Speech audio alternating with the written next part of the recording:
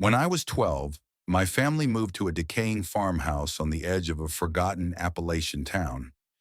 It had been abandoned for years before my parents bought it cheap from a government auction, one of those deals too good to be true.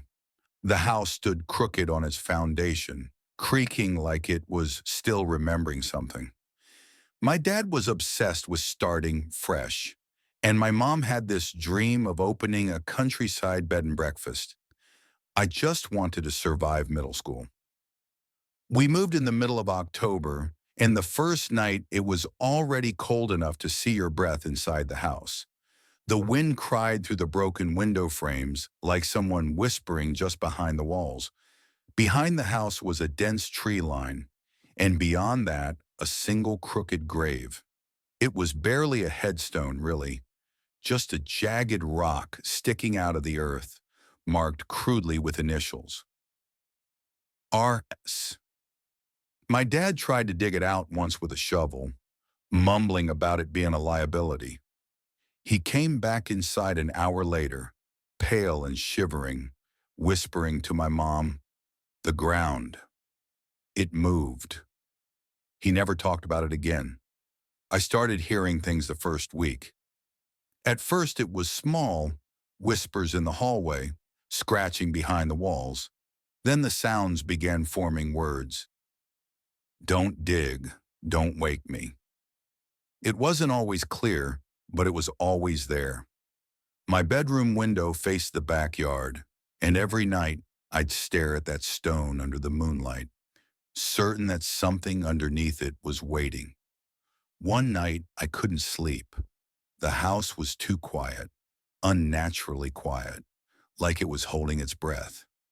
I opened my window for air and heard a soft humming coming from the trees, a low, tuneless melody. My skin crawled. Then I saw it, movement by the grave. At first it looked like smoke or mist swirling above the dirt, but then it began to take shape. It looked like a child, small, gaunt, and impossibly still. Its eyes were just black pits, no reflection, no soul. It stood motionless for a full minute before it turned to look at me. I slammed the window shut so fast I cut my hand on the latch. Blood dripped onto the floorboards, and I remember hearing a laugh, not from outside, but from inside my room. I didn't sleep that night. The next day, I told my mom I wanted to sleep in the living room. She laughed it off, said I was just adjusting to the new house. But that night, as she cooked dinner, the lights in the kitchen began to flicker. When she turned to check the stove, all four burners ignited by themselves. She screamed, and I swear I heard that same low humming in the background. My dad said it was just bad wiring, but the power company said there was nothing wrong. We should have left then. The days blurred. Shadows moved where they shouldn't. Doors slammed shut when no one was near. I started waking up with scratches on my arms, like fingers had tried to pull me under the mattress. My parents still wouldn't admit something was wrong, but my mom stopped sleeping. She just sat in the kitchen all night, staring out the back window toward the grave. "It's hungry," she whispered once, not realizing I was behind her. "It knows we disturbed it." One morning my dad was gone. No note, no suitcase. His truck was still in the driveway, keys on the counter. We searched the property. Nothing. My mom called the sheriff and they searched the woods for days. Dogs wouldn't go near the grave. The searchers avoided it too. The ground was soft there, but not from rain. It breathed, I swear. One deputy quit the force the day after. He wouldn't say why. The night after my dad disappeared, I woke up to my door slowly opening on its own. Standing in the hallway was the child-shaped figure I had seen in the backyard. This time it was inside. Its mouth opened, and instead of a voice, it was that same humming. Only now it was screaming, a sound that rattled the walls, cracked the window, and made my ears bleed. My mom burst in with a kitchen knife, but when she swung it, The figure vanished into a swirl of ash that faded into the ceiling. We left the next morning, never looked back. Or at least we tried. Halfway to the next town, the engine died. A passing truck helped tow us to a motel. That night, my mom woke up screaming. She said she saw my dad in the mirror, but his eyes were gone. Just like the thing in the hallway.